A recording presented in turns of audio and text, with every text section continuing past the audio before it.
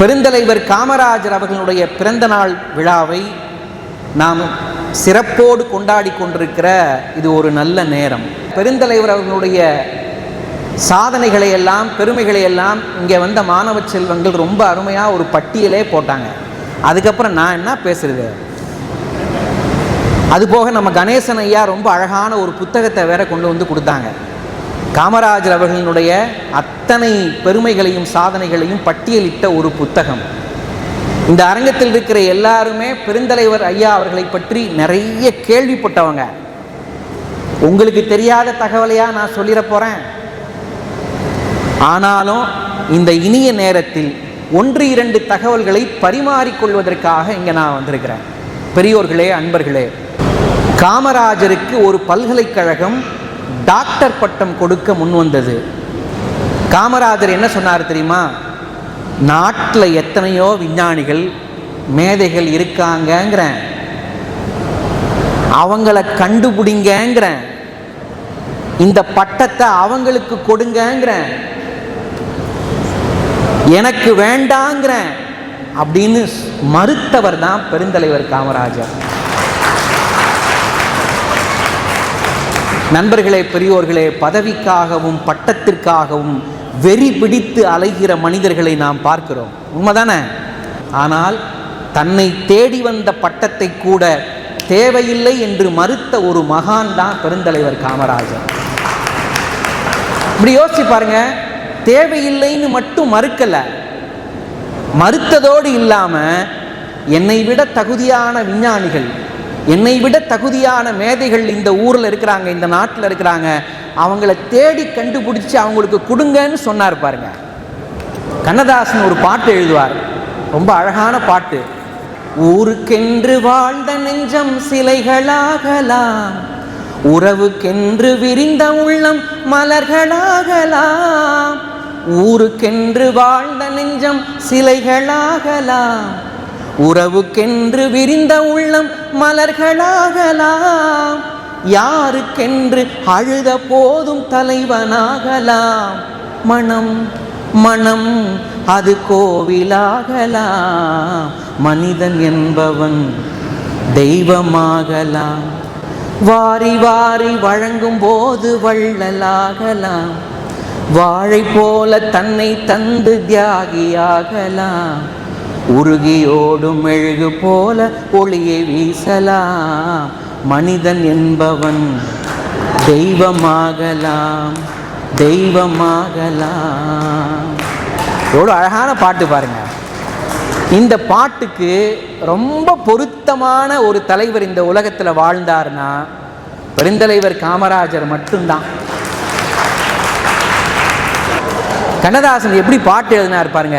PBS குரல்ல கேட்கணும் இந்த பாட்டெல்லாம். நான்லாம் என்னங்க பாடுறேன், பிபிஎஸ் பாடுவார் பாருங்க. ஊருக்கென்று வாழ்ந்த நெஞ்சம் சிலைகளாகலாம், உறவுக்கென்று விரிந்த உள்ளம் மலர்களாகலாம். நான் வரி பாருங்க. ஊருக்கென்று வாழ்ந்த நெஞ்சம் சிலைகளாகலாம். காமராஜர் சிலையா நிற்கிறார் பாருங்க. ஊருக்கென்று வாழ்ந்த நெஞ்சம். மகாகவி பாரதி எழுதுவார், ஊருக்கு உழைத்திடல் யோகம்னு எழுதுவார். அந்த வரிகளுக்கு இணையாக வாழ்ந்த ஒரு தலைவர் நம்முடைய பெருந்தலைவர் காமராஜர் மட்டும்தான். பாவேந்தர் பாரதிதாசன் எழுதுவார், இந்த உலகத்திலேயே கடுகு மாதிரி உள்ளம் கொண்டவங்க யார் தெரியுமா அப்படின்னு கேட்டா பாவேந்தர் பாரதிதாசன் சொன்னார். எப்படி? தன் பெண்டு, தன் பிள்ளை, சோறு, சம்பாத்தியம், வீடு இவை உண்டு தான் உண்டு என்போன் சிறு கடுகு போல் உள்ளம் கொண்டோன். என்ன வரி பாருங்க. சிறு கடுகு போல் உள்ளம் கொண்டோன். நம்ம வீடு, நம்ம குடும்பம், சம்பாத்தியம், நம்ம வேலை, நம்ம பணம்னு யாரெல்லாம் நினைச்சிட்டு இருக்கிறாங்களோ அவங்களுடைய உள்ளம் எப்பேற்பட்ட உள்ளம் தெரியுமா? கடுகு மாதிரி உள்ளம் கொண்டவர்களாம் அவங்க.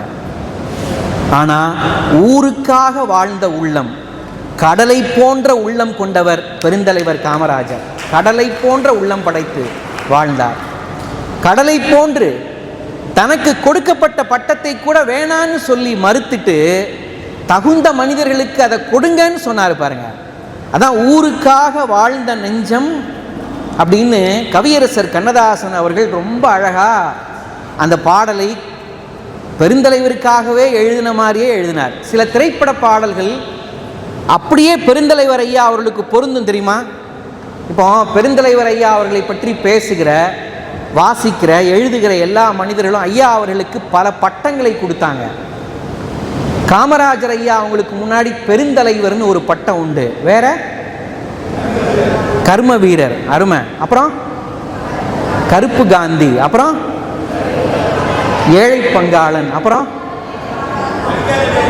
படிக்காத மேதை, ஆஹா அருமை. அப்புறம் எவ்வளோ சொல்கிறாங்க பாருங்க. இதாங்க சபை. சில சபையில் கேள்வி கேட்டோன்னு வைங்க, சில சபையில் அப்புறம் நீ பேச வந்தியா நாங்கள் பேச வந்தோமா, பேசியா அப்படிம்பாங்க. ஆனால் இந்த சபையில் கேட்டால் டான்னு பதில் சொல்கிறாங்க பாருங்க. அதாங்க விருதுநகர். பெயரிலேயே விருதை கொண்ட ஒரு ஊர் விருதுநகர். பெயரிலேயே விருது இருக்கு பாருங்க. அதான் டான்னு பதில் சொல்றீங்க.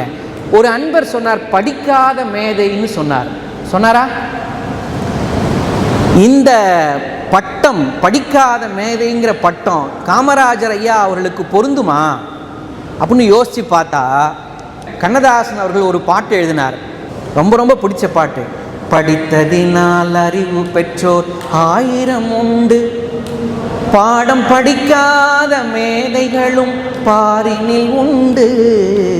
படித்ததினால் அறிவு பெற்றோர் 1000 உண்டு, கொடுப்பதற்கும்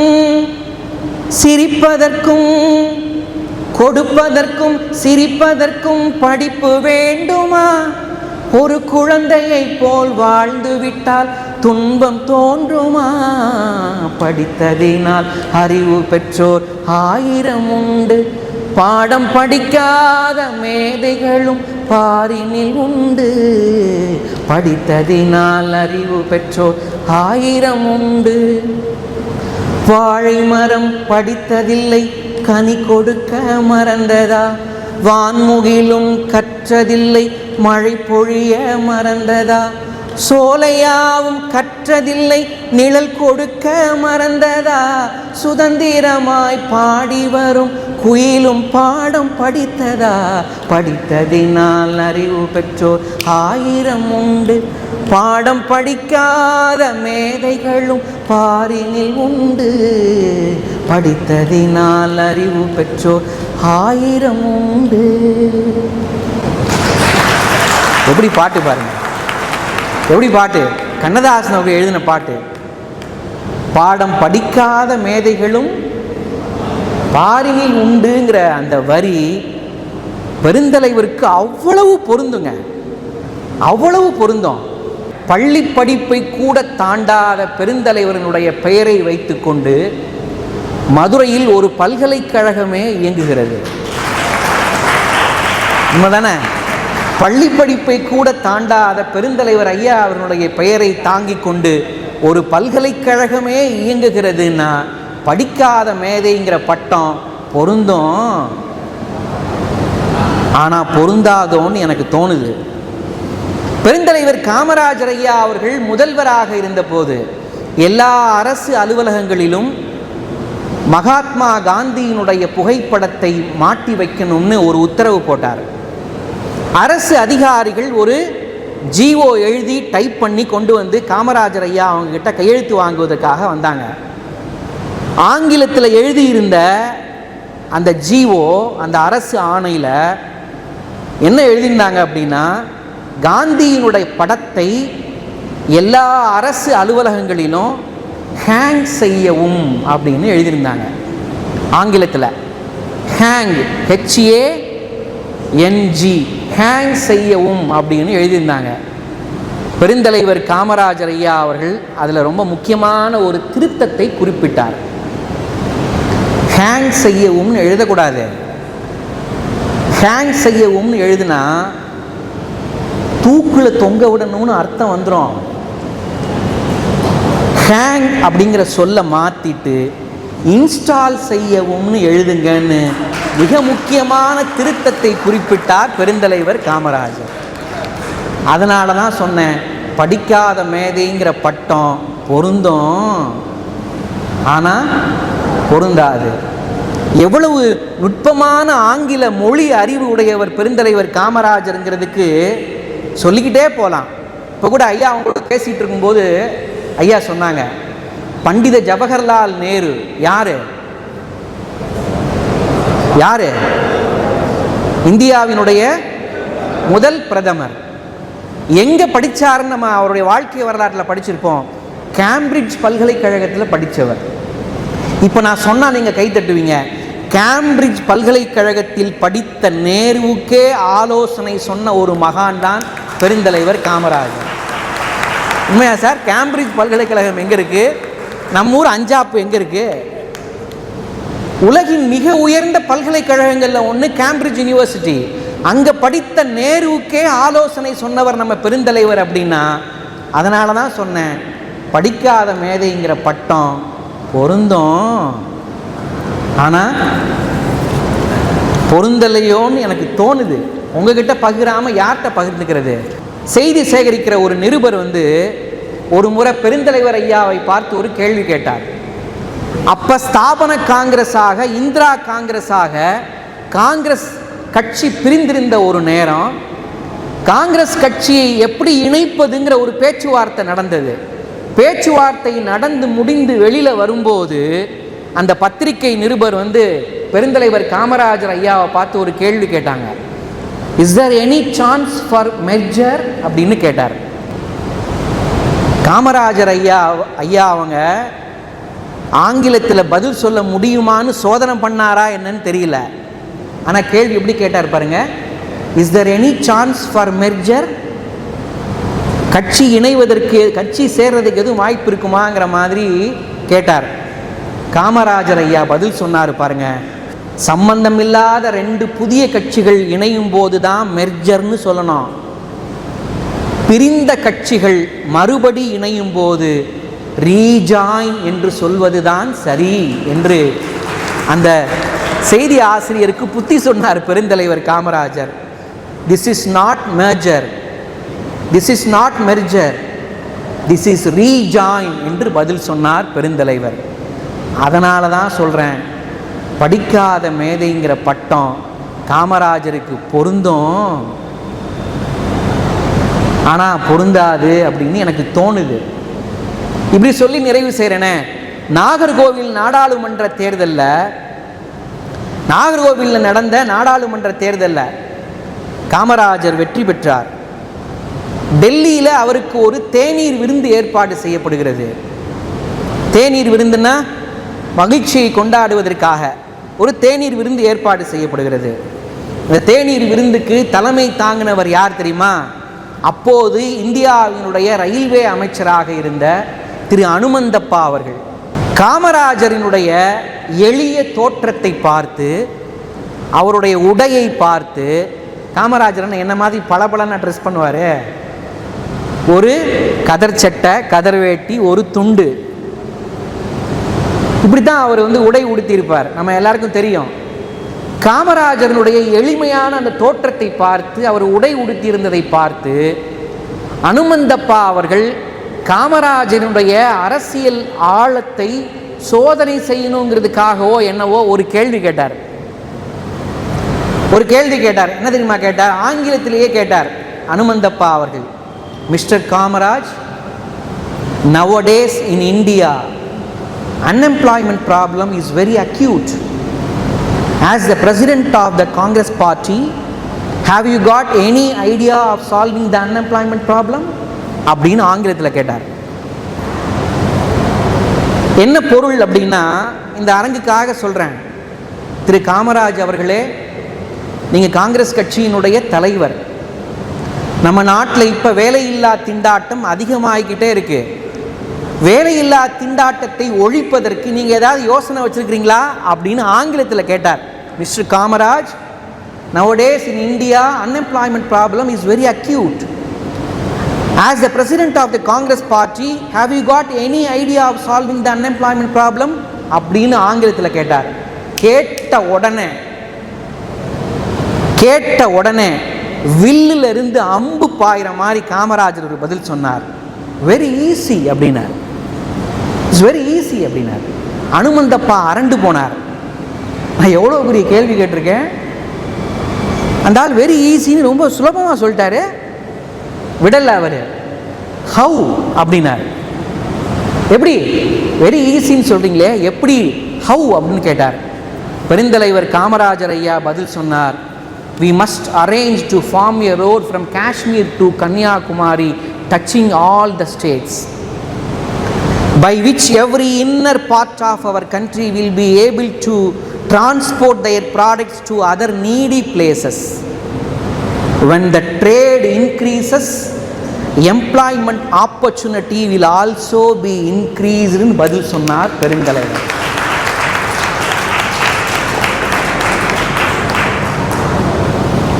இந்த அரங்கத்திற்காக இதனுடைய பொருளை சொல்கிறேன். கேள்வி கேட்ட உடனே அப்படி அம்பு பாஞ்ச மாதிரி பெருந்தலைவர் பதில் சொன்னார். ரொம்ப சுலபம்னு, காஷ்மீர்லேருந்து கன்னியாகுமரி வரைக்கும் ஒரு பெரிய சாலை போடுங்கன்னு. எல்லா பொருளையும் வியாபாரம் பண்ணுறவங்க இங்கேருந்து அங்கே கொண்டு போய் விற்கிறதுக்கும் வர்த்தகம் பண்ணுறதுக்கும் தோதா இருக்கும்னு. வியாபாரம் பெருகுச்சுன்னா, தொழில் பெருகுச்சுன்னா எல்லாருக்கும் வேலை வாய்ப்பு கிடைக்கும்னு அப்படின்னாரு பெருந்தலைவர் காமராஜர். ஆங்கிலத்தில் எல்லாருக்கும் புரிகிற மாதிரி. இந்த பதிலை கேட்ட உடனே உட்கார்ந்திருந்த அனுமந்தப்பா அவர்கள் வேகமாக எழுந்து ஓடி வந்து காமராஜர் ஐயாவுடைய கைகளை பிடித்து கொண்டு மகிழ்ச்சியோடு, mister Kamaraj, you must be the prime minister, I must be your பிஏன்னு பதில் சொன்னாராம். நீங்கள் தாங்க பிரைம் மினிஸ்டர், நான் உங்கள் பிஏங்க, நான் உங்கள் பிஏவாக இருக்கேங்க, நீங்கள் பிரைம் மினிஸ்டர் ஆனால் நான் உங்கள் பிஏவாக வருவேன்னு சொல்லி அனுமந்தப்பா அவர்கள் போய் கையை பிடிச்சி அப்படி கை குலுக்கி வாழ்த்தி பாராட்டினாராம். அந்த வாழ்த்தின உடனே பெருந்தலைவர் பதில் சொன்னாராம், no no no no no it's nothing but your magnanimity, அப்படின்னாராம்.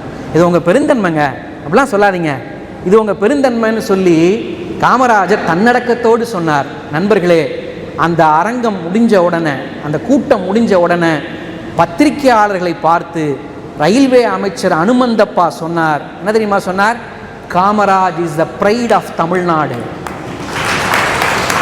Kamaraj is the pride of Tamil Nadu என்று சொல்லி ஒரு வாசகம் சொன்னார் ஆங்கிலத்தில். அவர் எஜுகேஷன் இஸ் நத்திங், அவர் education is nothing before his practical எக்ஸ்பீரியன்ஸ்னு சொன்னாராம். நாம் படித்த படிப்புலாம் ஒன்றுமே கிடையாது அவருடைய அனுபவ படிப்புக்கு முன்னாடி. அவருடைய அனுபவ படிப்புக்கு முன்னாடி நம்முடைய படிப்பெல்லாம் ஒன்றுமே கிடையாது. தமிழ்நாட்டினுடைய பெருமைமிகு அடையாளமே காமராஜர் மட்டும்தான் அனுமந்தப்பா சொன்னார். அப்படின்னா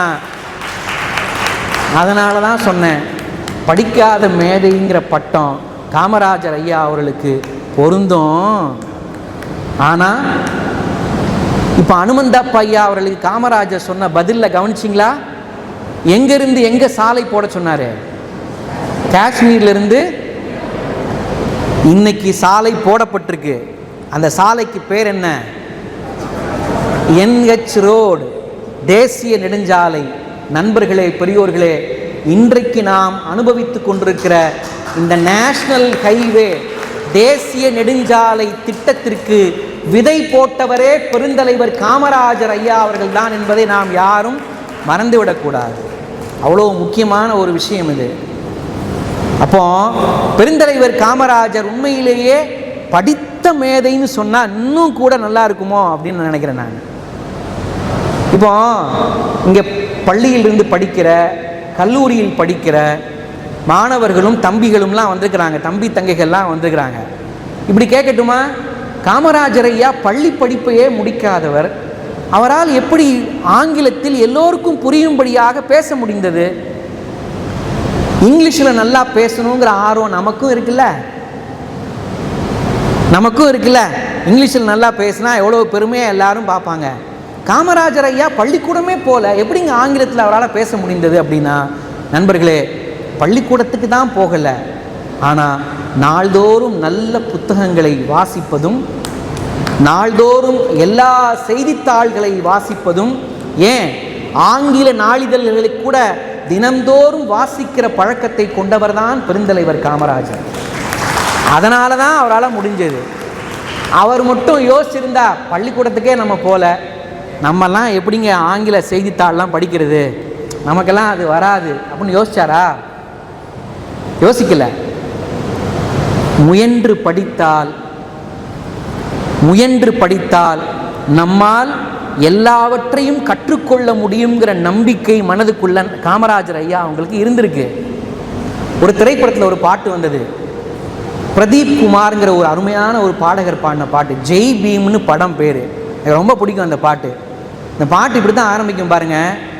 தலக்கோதும் இளங்காத்து செய்தி கொண்டு வரும், மரமாகும் விதையெல்லாம் வாழ சொல்லித்தரும், கலங்காத கலங்காத நீயும் நெஞ்சுக்குள்ள, இருளாத விடியாத நாளும் இங்கு இல்லை, ரொம்ப பக்கம்தான் பக்கம்தான் நிழல் நிக்குதே நிக்குதே, உன்னை நம்பி நீ முன்ன போகையில பாதை உண்டாகும், நிக்காம முன்னேறு, கண்ணோரம் ஏன் கண்ணீரு, நிக்காம முன்னேறு, அன்பால நீ கை சேரு கை சேரு. அழகான பாட்டுங்க அந்த பாட்டு, ரொம்ப நுட்பமான பாட்டு. இப்படி யோசிச்சு பாருங்க, இந்த பாட்டில் வரியை யோசிச்சு பாருங்க. ஒவ்வொரு வரியும் நம்ம பின்பற்ற வேண்டிய வரிகள். காமராஜருக்கு ரொம்ப பொருத்தமான வரிகள் என்ன கேட்டால், ஒரு எளிய குடும்பத்தில் பிறந்தவர் காமராஜர், இப்படிதானே? நாம் எல்லாரும் யாரை பணக்காரங்கன்னு சொல்கிறோம்? கவிஞர் சுரதா ஒரு பாடல் எழுதினார். அந்த பாடலில் அவர் யாரை பணக்காரன்னு சொல்கிறார், யாரை ஏழைன்னு சொல்கிறார் தெரியுமா? பாருங்க, நிதி இல்லை, எனக்கோர் காணி நிலம் இல்லை, வீடு வாசல் எதுவும் நான் பெற்றேன் இல்லை என்பது வறுமை அன்று. குறிச்சுக்கோங்க, மனசுக்குள்ள குறிச்சுக்கோங்க தம்பிகளா, மாணவ செல்வங்களா, குறிச்சுக்கோங்க. நிதி இல்லை, எனக்கோர் காணி நிலம் இல்லை, வீடு வாசல் எதுவும் நான் பெற்றேன் இல்லை என்பது வறுமை அன்று, மதி நுட்பம் இல்லாமை ஒன்றே மாந்தர்க்கு வறுமையாகும்னு கவிஞர் சுரதா சொல்றார். அப்போ உலகத்தில் பணக்காரங்க யார் தெரியுமா? யார் மதிநுட்பம் கொண்டவர்களோ அவர்கள் பணக்காரர்கள். என்ன கேட்டால் காமராஜர் பணக்காரர். காமராஜர் ஏழை ஏழை நாமெல்லாம் சொல்லிக்கிட்டே இருக்கிறோம், கொஞ்சம் மாத்துங்க. இந்த உலகத்திலேயே மிகப்பெரிய பணக்காரர் யாருன்னா மதிநுட்பம் கொண்ட காமராஜரை தான் நான் சொல்லுவேன். ஆனால் ஒரு எளிய குடும்பத்தில் பிறந்த காமராஜர் எப்படிங்க ஆங்கிலத்தில் பேசுவதற்கு, எல்லா அரசியல் தலைவர்களுக்கு முன்னாடி உரையாற்றுவதற்கான அந்த நம்பிக்கை எப்படி கிடைச்சது தெரியுமா? அதான் இந்த பாட்டு. இந்த பாட்டு வரியை கவனிங்க. தலக்கோதும் இளங்காத்து செய்தி கொண்டு வரும், மரமாகும் விதையெல்லாம் வாழ சொல்லித்தரும், கலங்காத கலங்காத நீயும் நெஞ்சுக்குள்ள, இருளாத விடியாத நானும் இங்கு இல்லை. காமராஜர் அவர்களுடைய அப்பா சிறு வயதிலேயே, காமராஜனுடைய சிறு வயதிலேயே தவறி போனாங்க. நமக்கு தெரியும்ல, நம்ம வாழ்க்கை வரலாறை படிக்கிறோம்ல. தந்தையை இழந்த காமராஜர் வாழ்க்கையை நினைத்து வருத்தப்பட்டு இனிமேல் நம்மளால் முன்னேறவே முடியாதுன்னு நினச்சிருந்தா ஜெயிச்சிருக்க முடியுமா? நமக்கு இப்பேற்பட்ட ஒரு தலைவர் கிடைச்சிருப்பாரா?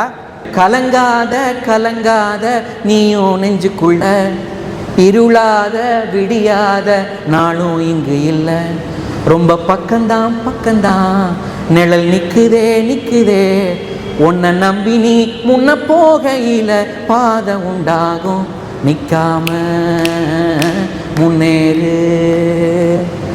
வரியில் ரொம்ப பக்கம்தான், ரொம்ப பக்கம்தான். உன்னை நம்பி நீ வாழ்க்கையில் முன்னேறு, உன்னை நம்பி நீ போகையில் வாழ்க்கையில் நீ ஜெயிக்க முடியுங்கிற விஷயத்தை தன்னை நம்பியதால் காமராஜர் இந்த தேசத்திற்கே பெருந்தலைவராக மாறினார்ங்கிறத நாம் அவருடைய வரலாற்றின் மூலமாக பார்க்குறோம். நாடாளுமன்ற தேர்தலில் இந்த பக்கத்தில் இருக்கு பாருங்க, சாத்தூரில் நின்று ஜெயிக்கிறார் பெருந்தலைவர் காமராஜர். காமராஜர் வெற்றி பெற்ற உடனே எந்தெந்த வாக்குச்சாவடியில் எவ்வளவு ஓட்டுக்கள் விழுந்தது அப்படின்னு ஒரு ஒரு லிஸ்ட்டை வந்து மாவட்ட ஆட்சித்தலைவர் காமராஜர் ஐயா அவங்ககிட்ட கொடுத்தார். யார் கொடுத்தாங்க? மாவட்ட ஆட்சித்தலைவர் அவர்கள் காமராஜர் ஐயாட்டன்னு இல்லை, யார் ஜெயிச்சாங்களோ அவங்கக்கிட்ட எந்தெந்த வாக்குச்சாவடியில் அவங்களுக்கு எவ்வளோ ஓட்டுகள் விழுந்ததுங்கிற லிஸ்ட்டை கொடுப்பாங்க. இப்போ காமராஜர் ஐயாட்ட அந்த லிஸ்ட்டை கொடுத்தாங்க. காமராஜர் ஐயா அந்த சாத்தூர் தேர்தல் லிஸ்ட்டை வாங்கி பையில் வச்சுக்கிட்டு சென்னைக்கு வந்துட்டார். சென்னைக்கு வந்த உடனே நாம் பையில் இந்த லிஸ்ட்டை வச்சுருந்தா எங்கேயாவது தொலைச்சிருவோம், யார்கிட்டையாவது கொடுத்து வைப்போம் அப்படின்னு அன்றைக்கு சத்தியமூர்த்தி பவனினுடைய நிர்வாகியாக இருந்த இளவள்ளியப்பன் ஐயா அவர்கள்ட்ட அந்த தேர்தல் லிஸ்ட்டை கொடுக்குறாரு. கொடுத்துட்டு சொல்கிறாரு, வள்ளியப்பா, சாத்தூரில் எந்தெந்த தொகுதியில் எவ்வளோ ஓட்டு வாங்கினோம், எங்கே நம்ம குறைவாக ஓட்டு வாங்கியிருக்கிறோம் அப்படிங்கிற லிஸ்ட்டு இந்த இருக்குது, இதை நீ பத்திரமா எடுத்து வை, நான் கேட்கும்போது கொடு அப்படின்னு அவர்கிட்ட கொடுத்துட்டார். அவர் யார் தெரியுமா? இளவள்ளியப்பா யார் தெரியுமா? அவர் ஒரு மறதி பேர்வழி. அவர் எதையாவது வாங்கினா எதையாவது கொடுத்தா எல்லாத்தையும் மறந்துடுவார். எப்பேற்பட்ட மறதி பேர்வழிங்கிறதுக்கு நான் ஒரு உதாரணம் சொல்லவா? ஞாபக சக்தி ரொம்ப குறைவாக இருக்குங்கிறதுக்காக ஒருத்தர் வந்து மருத்துவமனைக்கு போனார். டாக்டரை போய் பார்த்து சொன்னார், ஐயா எனக்கு எல்லாமே மறந்துடுதுயா, ஞாபக சக்தி ரொம்ப குறைவாக இருக்குதுங்கய்யா, எனக்கு ஏதாவது மருந்து கொடுங்க அப்படின்னு கேட்டார். மருத்துவரும் சொன்னார், சரி எவ்வளோ நாளாக இந்த பிரச்சனை இருக்குது அப்படின்னா, எனக்கு ஒரு 2-3 வருடங்களாக இந்த பிரச்சனை இருக்குது அப்படின்னு சொன்னோன்னே, சரி இந்த மருந்தை சாப்பிடுங்க, காலையில் ஒரு மாத்திரை சாயந்தரம் ஒரு மாத்திரை சாப்பிடுங்கன்னு ஒரு மாத்திரை டப்பாவை கொடுத்து போயிட்டு வாங்க அப்படின்ட்டார். இந்த பேஷண்ட்டும் வீட்டுக்கு வந்துட்டார். மறுநாள் காலையில் திரும்பவும் மருத்துவருக்கு ஃபோன் பண்ணார் இந்த பேஷண்ட்டு. ஐயா நேற்று வந்தேன்ல, ஞாபக சக்தி குறைவாக இருக்குதுன்னு சொன்னேன் பாருங்கள், ஞாபக சக்தி ரொம்ப குறைவாக இருக்குங்க, ஏதாவது சொல்லுங்கள் அப்படின்னார். டாக்டர் சொன்னார், ஏங்க நேத்தானங்க ஒரு மாத்திரை டப்பா கொடுத்து காலையில் ஒன்று சாப்பிடுங்க சாயந்தரம் ஒன்று சாப்பிடுங்கன்னு கொடுத்து விட்டேன்லங்க அப்படின்னார் டாக்டர். இவர் சொன்னார், அந்த டப்பாவை எங்கே வச்சேன்னா மறந்துட்டேன்னார். இவர் அந்த மாத்திரை டப்பாவை எங்கே வச்சேன்னு மறந்துட்டேன்னார் இவர். அப்பேற்பட்ட ஒரு மறதி பேர் வழி யார்? இளவள்ளியப்பா அவர்கள். அவர்கிட்ட கொண்டு போய் இந்த சாத்தூர் தேர்தல் லிஸ்ட்டை கொண்டு போய் கொடுத்தார். சாத்தூர் தேர்தல் லிஸ்ட்டை கொடுத்த உடனே தான் மறதி பேர் வழிங்கிறதுக்காக அவர் ஒரு செயல் செஞ்சார். என்ன தெரியுமா செஞ்சார்? யார்கிட்ட இருந்து என்ன பொருள் வாங்கினாலும் ஒரு டைரியில் குறிப்பெடுத்துக்கிடுவார். அவர் இன்னார்கிட்ட இந்நேரம் இந்த பொருள் வாங்கணும் அப்படின்னு டைரியில் எழுதி வச்சுக்கிடுவார். அப்படி எழுதி வச்சுக்கிட்டார். எழுதி வச்சு டைரியை மூடி வச்சிட்டார். கொஞ்ச நாள் ஆச்சு. காமராஜர் ஐயா அவங்க விருதுநகருக்கு ஒரு சுற்றுப்பயணம் வர்றாங்க சென்னையிலேருந்து. கிளம்பும்போது, வள்ளியப்பா அங்கே வா, அந்த சாத்தூர் தேர்தல் லிஸ்ட்டை கொடு அப்படின்னார். இவர் உடனே டைரி எடுத்து பிரட்டி பார்க்குறாரு. அதை எங்கே வச்சுக்கிறோன்னு எழுதி வச்சுக்கிறாருல, எப்போ வாங்கணும் எங்கே வச்சுக்கிறோன்னு கரெக்டாக டைரி எடுத்து பார்த்து கரெக்டாக இருந்த இடத்துல எடுத்து காமராஜர் ஐயா இந்தாங்க ஐயா அப்படின்னு ஐயாட்ட கொடுத்துட்டார். காமராஜர் ஐயா வாங்கி சட்டப்பையில் வச்சுக்கிட்டு விருதுநகருக்கு வந்துட்டார். இங்கே விருதுநகருக்கு வந்து சுற்றுப்பயணம்லாம் முடிஞ்சதுக்கப்புறம் திரும்ப ஒரு 2-3 வாரங்கள் கழித்து சென்னைக்கு போகிறார். சென்னைக்கு போய் அந்த சில அலுவல்களை எல்லாம் முடிச்சதுக்கப்புறம் வள்ளியப்பாங்க வா அப்படின்னு திரும்ப கூப்பிட்றாரு. திரும்ப கூப்பிட்டு, சரி இப்போ நான் திரும்ப விருதுநகருக்கு சுற்றுப்பயணம் போகிறேன், அந்த சாத்தூர் தேர்தல் லிஸ்ட்டை கொண்டு வா அப்படின்னாரு. வள்ளியப்பா பயந்துட்டார். சாத்தூர் தேர்தல் லிஸ்ட்டா?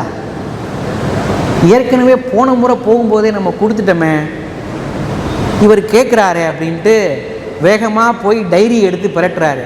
எடுத்துக்கிட்டு அதில் குறித்து வச்சுக்கிறாரு.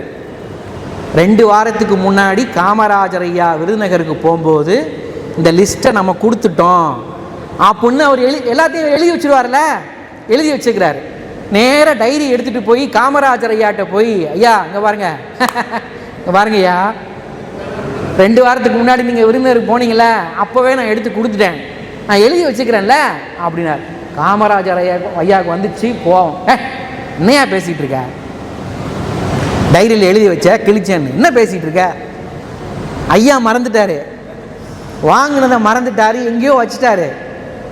வச்சுட்டு வாங்கலன்னு முடிவு பண்ணிட்டு கோவப்படுறாரு. என்னையா ஒரு பொருள் கொடுத்தா பத்திரமா வச்சுக்க வேண்டாம், இப்படியா எங்கேயாவது வச்சுக்கிறது? உன்னை நம்பி ஏதாவது காரியம் பண்ணால் விளங்குன மாதிரி இருக்கும். ஐயா இல்லையா, நான் டைரியில் கூட போயா, டைரியில் எழுதி வச்சேன். டைரியில் எழுதி வச்சா பெரிய நான் அது வேத புத்தகமா அது, போ அப்படின்னு சத்தம் போட்டு விருதுநகருக்கு போயிட்டார். விருதுநகருக்கு கட்சி பணிகள் எல்லா பணிகளையும் முடிச்சுட்டு வீட்டுக்கு அம்மாவை பார்க்க வந்தவர் அம்மாவை பார்த்து பேசிட்டு இருந்துட்டு வீட்டில் இருக்கிற செல்ஃபில் ஏதோ பொருளை எடுத்து வைக்கும்போது தான் பார்க்குறாரு, விருதுநகரில் இருந்த அவர் வீட்டில் செல்ஃபில் அந்த சாத்தூர் தேர்தல் லிஸ்ட்டை அவர் வச்சிருந்துருக்கிறாரு. சாத்தூர் தேர்தல் லிஸ்ட்டு அங்கே இருக்கு. அதை எடுத்து பார்த்தோன்னு, ஆஹா, போன முறை வரும்போதே சாத்தூர் தேர்தல் லிஸ்ட்டை வாங்கி இங்கே வரும்போது வீட்டில் வச்சுட்டு போயிட்டோம் போல, இது தெரியாமல் வள்ளியப்பாவை போய் நம்ம சத்தம் போட்டோமே அப்படின்னு ரொம்ப வருத்தப்பட்டு சென்னைக்கு போகிறார். சென்னைக்கு போன உடனே சத்தியமூர்த்தி பவன் நிர்வாகி அந்த இள வள்ளியப்பா அவர்களை கூப்பிட்டு, வள்ளியப்பா இங்கே வான்னேன் அப்படின்னார். வள்ளியப்பா வந்தார், வேமா ஐயா அப்படின்னார். அந்த சாத்தூர் தேர்தல் லிஸ்ட்டு கிடைச்சதான்னு அப்படின்னாரு. இவர் கைகாலெலாம் உதறுது, இவருக்கு என்ன சொல்லன்னு தெரியாமல் கைகாலெலாம் உதறுது. பெருந்தலைவர் ஐயா சொன்னார், ஓ நீ தான் ஏற்கனவே கொடுத்துட்டேன் அப்படின்னா தைரியமாக சொல்ல வேண்டியதானையா, நான் தாயா மறந்து போய் விருதுநகரில் வச்சுட்டு உன்னைய சத்தம் போட்டேன், தப்பாக எடுத்துக்காதையா, தப்பாக எடுத்துக்காத, உன்னைய சத்தம் போட்டேன், தப்பாக எடுத்துக்காத. நீ டைரியில் எழுதி வைக்கிற பழக்கம் இருக்கு பாரு, இது மிகச்சிறந்த பழக்கம். இது உன்னை நம்பி எவ்வளோ பணத்தை வேணாலும் கொடுக்கலாம்யா, இது மிகச்சிறந்த பழக்கம், தப்பாக எடுத்துக்காத அப்படின்னு சொல்லி, நண்பர்களே, தன் தவறை உணர்ந்து தன் ஊழியனின் நேர்மையையும் அங்கீகரித்த ஒரு மனிதன் தான் பெருந்தலைவர் காமராஜர். இன்னைக்கு யாராவது தன் தவறை உணர்றோமா? நம்ம உணர்றோமா? இல்லையே. அதனால தான் ஒரு கவிஞர் பாட்டு எழுதினார் திரைப்படத்தில், திருந்தாத உள்ளங்கள் இருந்தென்ன லாபம், வருந்தாத உருவங்கள் பிறந்தென்ன லாபம், திருந்தாத உள்ளங்கள் இருந்தென்ன லாபம், வருந்தாத உருவங்கள் பிறந்தென்ன லாபம், இருந்தாலும் மறைந்தாலும் பேர் சொல்ல வேண்டும், இவர் போல யாரென்று ஊர் சொல்ல வேண்டும், இவர் போல யாரென்று ஊர் சொல்ல வேண்டும், கண் போன போக்கிலே கால் போகலாமா, கால் போன போக்கிலே மனம் போகலாமா. எப்படி பாட்டு பாருங்க. இந்த வரிகளுக்கு அவ்வளோ பொருத்தமானவர் நம்ம காமராஜர் தான். இருந்தாலும் மறைந்தாலும் பேர் சொல்ல வேண்டும், இவர் போல யாரென்று. இந்த வரிகளுக்கு அவ்வளோ பொருத்தமானவங்க நம்முடைய பெருந்தலைவர், அவ்வளோ பொருத்தமானவர். நம்ம எல்லாருமே கம்பராமாயணம் படிச்சிருப்போம்ல. கம்பராமாயணத்தில் காப்பிய நாயகன் ராமனை கம்பர் அறிமுகப்படுத்துகிற ஒரு இடம் ஒன்று இருக்கு. பாலகாண்டத்தில் ராமனை அறிமுகப்படுத்தும் போது எப்படி அறிமுகப்படுத்துகிறார் தெரியுமா? ராமன் தன் தம்பியோடு வில் வித்தைகளை கற்றுக்கொள்வதற்காக தன்னுடைய ஆசிரியர் அவர்களை போய் சந்திச்சுட்டு வில் வித்தையெல்லாம் கற்றுக்கிட்டு வர்றார். தேரில் வர்றார். இளவரசன் எப்படி வருவார்? இளவரசன் எப்படி தேரில் தானே வருவார். தேரில் வந்த இளவரசன் நேராக அப்படியே அரண்மனைக்கு போயிட வேண்டியதானே, அரண்மனைக்கு தானே போகணும். தேரில் வந்த இளவரசன் நேராக அரண்மனைக்கு போகலையாம். வரும்போது எதிர்ப்படுகிற மக்களை பார்த்து இறங்கி வந்து நலம் விசாரிக்க ஆரம்பிச்சாராம். யாரு யாரு? ராமன், கம்பனினுடைய ராமன். ராமன் நலம் விசாரிச்சாராம். அதை கம்பர் எழுதுறாரு பாருங்க. எதிர்வரும் அவர்களை எமையுடை இறைவன் முதிர்த்தரு கருணையின் முகமலர் ஒளிரா, எதுவினை இடரிலை இனிது நும்மனையும் மதித்தரு குமரரும் வலியற்கொள் அப்படின்னு நலம் விசாரிச்சாராம். என்ன பொருள் தெரியுமா? எதிர்ப்படுகிற மனிதர்களை பார்த்து ராமன் கண்டுக்காம போகல.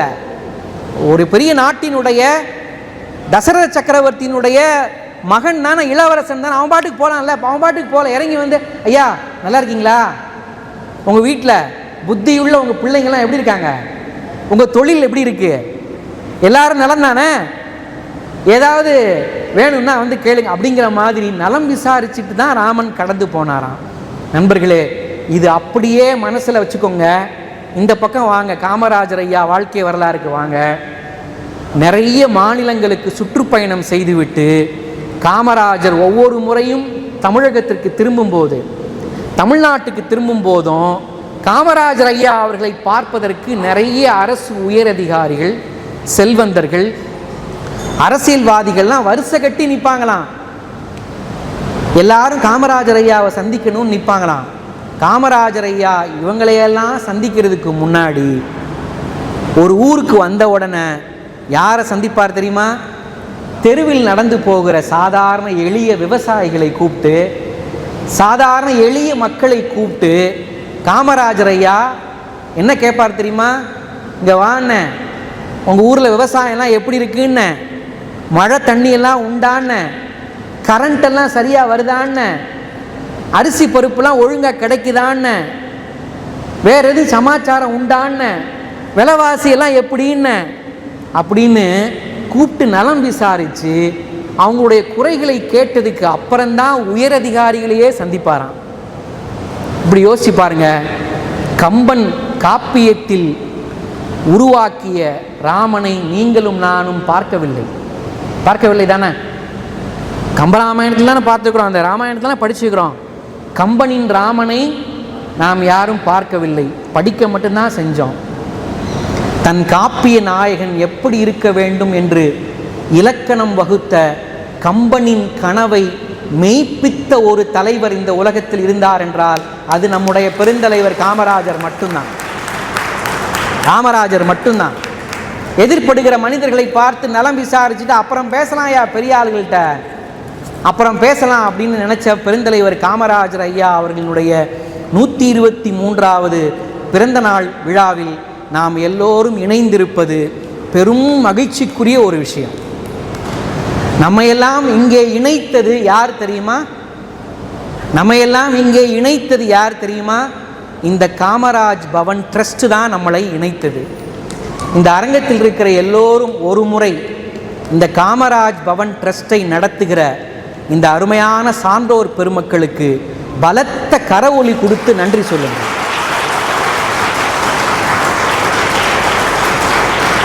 மிக்க நன்றி. அருமையான திருப்பணியை நீங்கள் எல்லாம் செய்கிறீங்க. அடுத்த தலைமுறைக்கு காமராஜரை அறிமுகப்படுத்துறீங்க பார்த்தீங்களா? அருமையான திருப்பணி. ஒரு பெரியவரும் உண்டு, நம்ம எல்லாம் இணைத்த பங்குல இன்னொரு பெரியவர் உண்டு.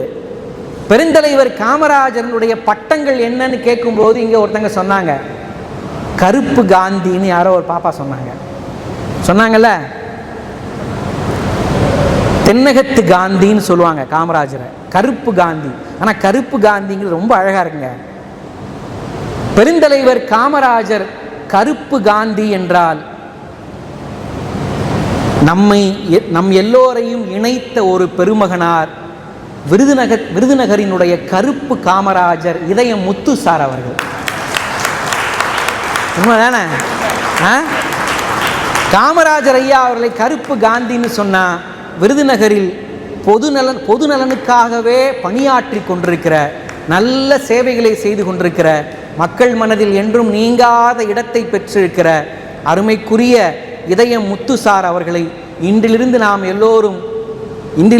எல்லோரும் வெள்ளை காமராஜர்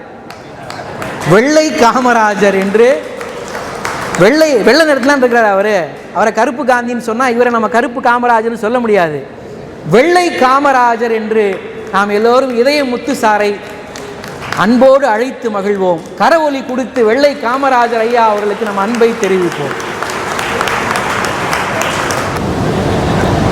காமராஜர் ஐயா அவர்கள் முதலமைச்சராக இருந்த நேரம் கும்பகோணத்தில் இருக்கக்கூடிய ஒரு கல்லூரிக்கு பேசுறதுக்காக போறார். சரியான கூட்டம். கும்பகோணம் கல்லூரியில் பேசி முடிச்சிட்டு காமராஜர் ஐயா அவர்கள் வெளியில் வர்றாங்க. காமராஜர் ஐயா அவர்களை பார்ப்பதற்கு கூட்டம் முண்டி அடிச்சுக்கிட்டு போகுது.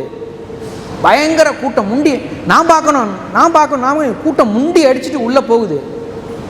அந்நேரம் ஒரு வயதான அம்மா, அந்த கும்பகோணம் கல்லூரி ஆசிரியர்களுக்கு மதிய சாப்பாட்டை சுமந்து வரக்கூடிய ஒரு வயதான அம்மா, கூட நிறைய சாப்பாடு கேரியர் ஒரு அம்மா, காமராஜர் ஐயாவை நான் பார்க்கணும், காமராஜர் ஐயாட்ட நான் ஒன்று கேட்கணும், வழி விடுங்கன்னு கத்துது.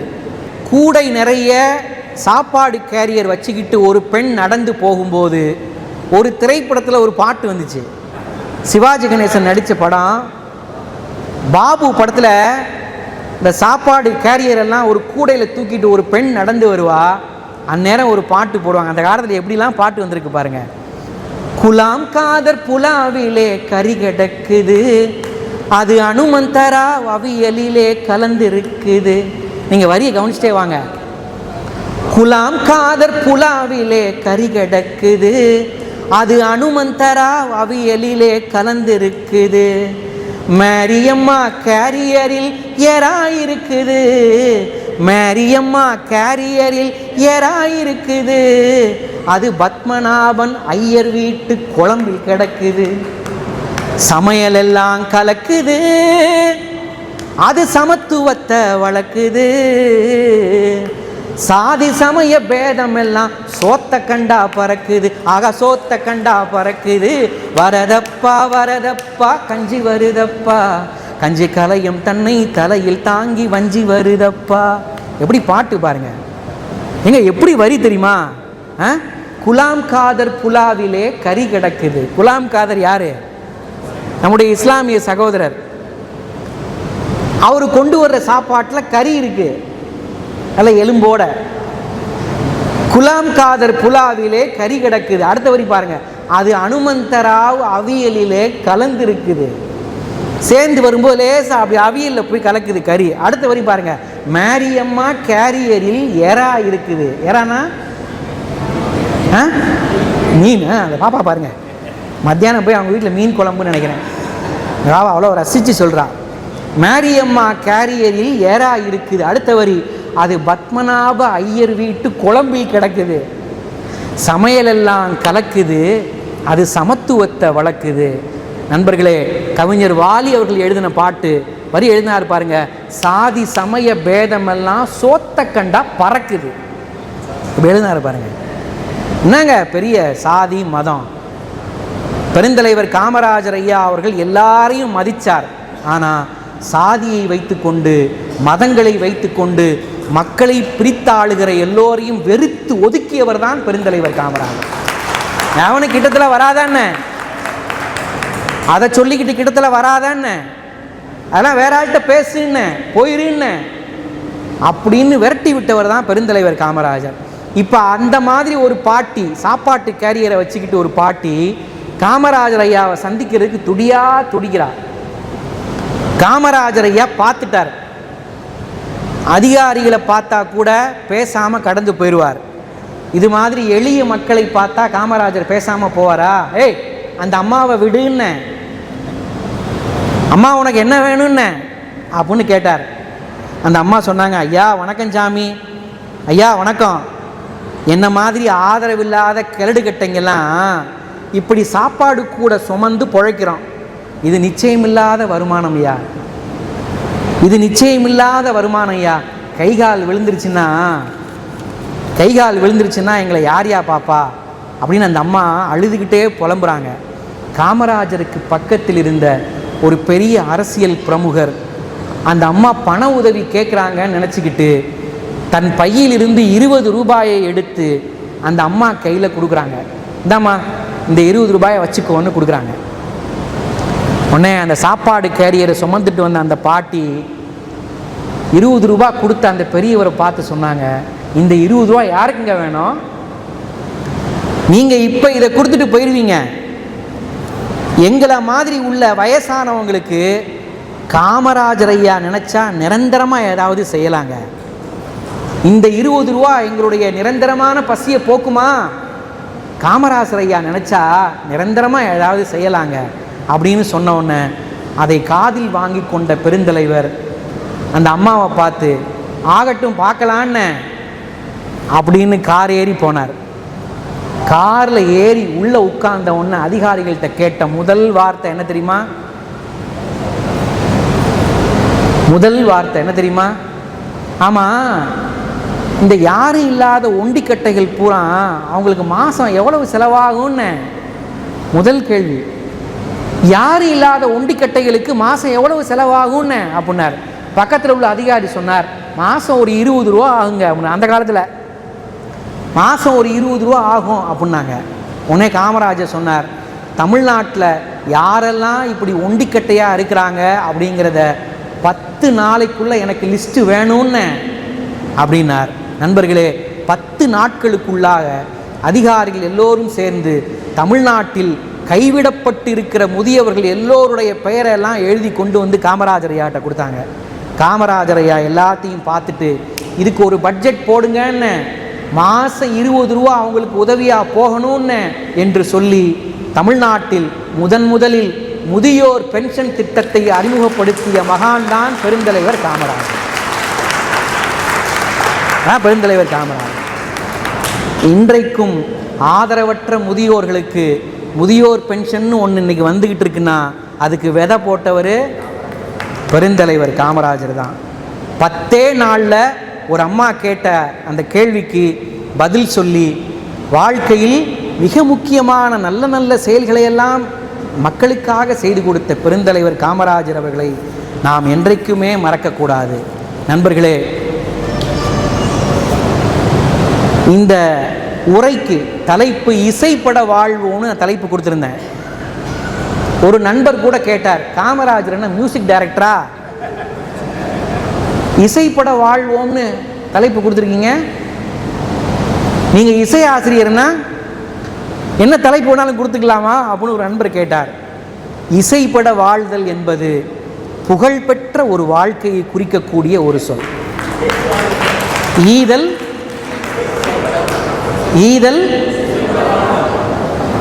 ஈதல் இசைப்பட வாழ்தல் அதுவல்லது ஊதியம் இல்லை உயிர்க்குன்னு வள்ளுவர் சொன்னார் பாருங்க. நமக்கு ஊதியம் வேணும்னா நாம் உழைச்சி சம்பாதிக்கணும். நம் உயிருக்கு ஒரு ஊதியம் வேண்டுமானால் அதை மற்றவர்களுக்காக கொடுத்து புகழ் பெறணும்னு வள்ளுவர் சொன்னார். அப்படி மற்றவர்களுக்காக வாழ்ந்த ஒரு பெருந்தலைவர், இசைப்பட வாழ்ந்த பெருந்தலைவர் என்று இனிமேல் அழைக்கப்பட வேண்டும் என்பதற்காகத்தான் இந்த தலைப்பை நான் கொடுத்தேன்.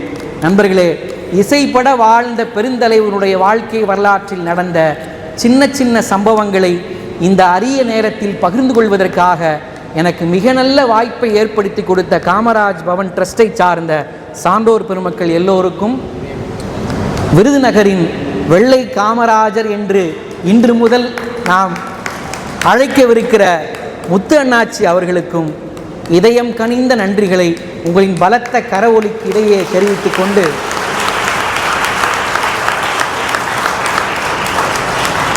கொண்டு நான் இசையமைத்து பாடிய ஒரு பாடலை பாடி நிறைவு செய்கிறேன். இந்த பாடலை எழுதியவர் கவிஞர் ஜெயபாஸ்கரன் ஐயா அவர்கள். இந்த பாடலுக்கு மெட்டமைத்து நானே பாடி மியூசிக் டிராப்ஸ் என்கிற யூடியூப் சேனலை இந்த பாடலை முதலாக பாடித்தான் நான் துவங்கினேன். என்னுடைய முதல் பதிவே பெருந்தலைவர் காமராஜர் ஐயா அவர்களை பற்றிய பாட்டு தான்.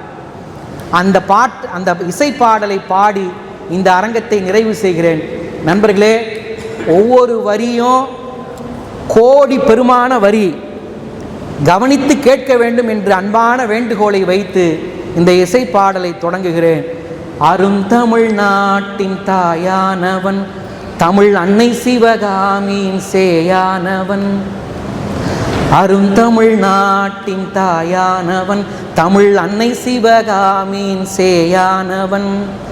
எளிமைக்கும் நேர்மைக்கும் சான்றானவன், எளிமைக்கும் நேர்மைக்கும் சான்றானவன், என்றும் ஏழையர் பக்கமே நின்றானவன். அருந்தமிழ் நாட்டின் தாயானவன், தமிழ் அன்னை சிவகாமியின் சேயானவன். கருப்பானவன், சமூக பொறுப்பானவன், வெள்ளை நெருப்பாகவே நிமிர்ந்து நடப்பானவன்.